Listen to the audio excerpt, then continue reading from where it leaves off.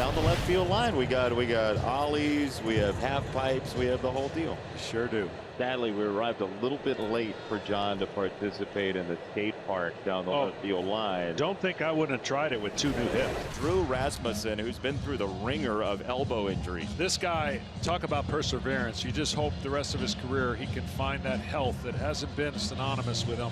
He's got dynamic stuff when he's healthy, fastball, breaking ball. He's got everything you need for swing and miss. Hauser having a great rookie campaign. Power. That ball's labeled to left center field and down for a base hit on 3-2. Hauser reaches out and stabs at a ball for a leadoff single. Santander serves as the Orioles DH today. That's high in the air on the infield.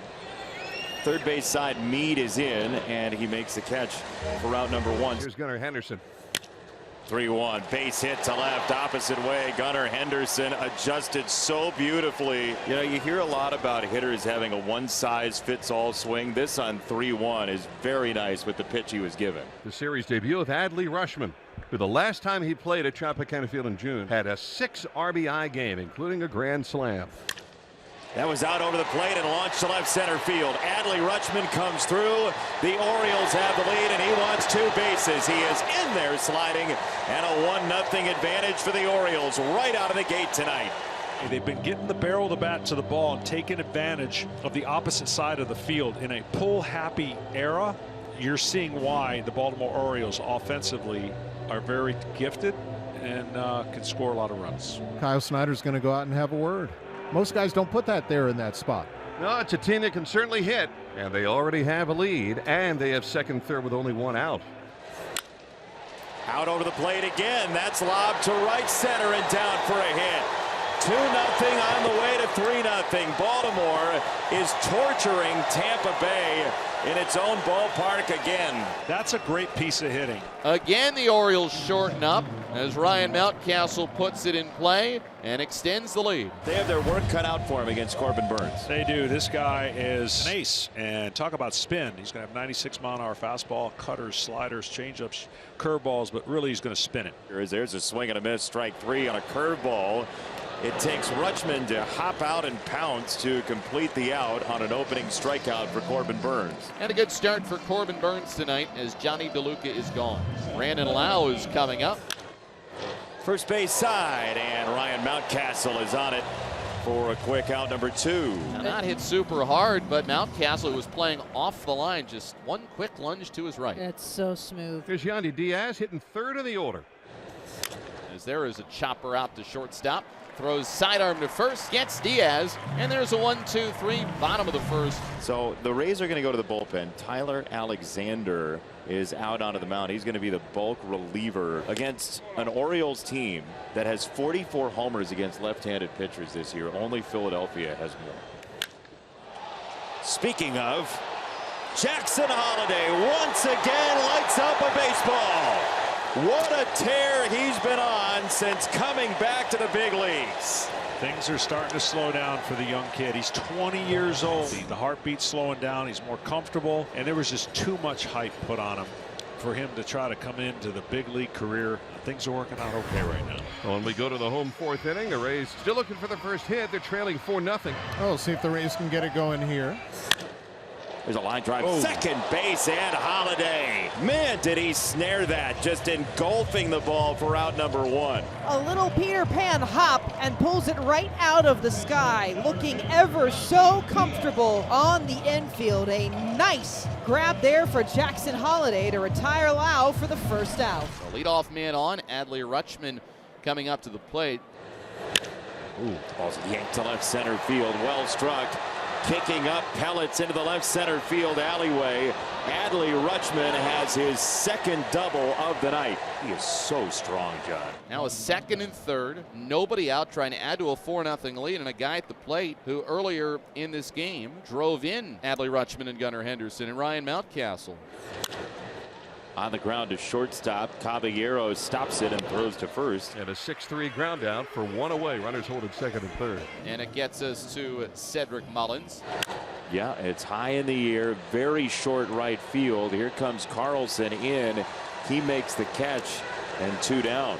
out number 2 of the inning, still at second and third with the Orioles up 4-0. So now one more out to get, and Slater has grounded to first and struck out. Strike 3, high fastball. Alexander had second and third, nobody out around him, and he extracts himself. Here we go in the bottom of the 5th inning. Corbin Burnes is not allowed a hit through 4 innings, but he has run some long counts here. He is on pace for somewhere in the 100 and some odd pitch range. That ends up in left center field. There's the first hit tonight for Tampa Bay, and it will be a single base for Josh Lowe. There goes the runner, and that's an easy steal. No throw. Josh Lowe swipes second base. 11th steal for Josh Lowe, and he did it uncontested. And that's 32 in 36 chances against Burnes this year. It's dragged on the ground, third base side. Urías bobbles it.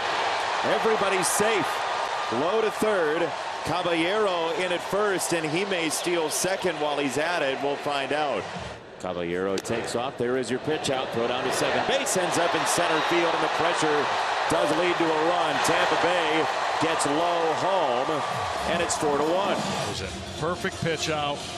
He reaches just a little bit for it, but then a little bit of a sailor. And at that point, Holiday has to knock the ball down. And that's going to be the stress factor playing it forward when they get into the playoffs. As good as Burnes is, that exposes a lot if you're not able to control the running game. Couldn't hold up, and that is nasty. What a slider. Well, 3-2 count. This one's on the plate long enough to where the hitter just couldn't hold up.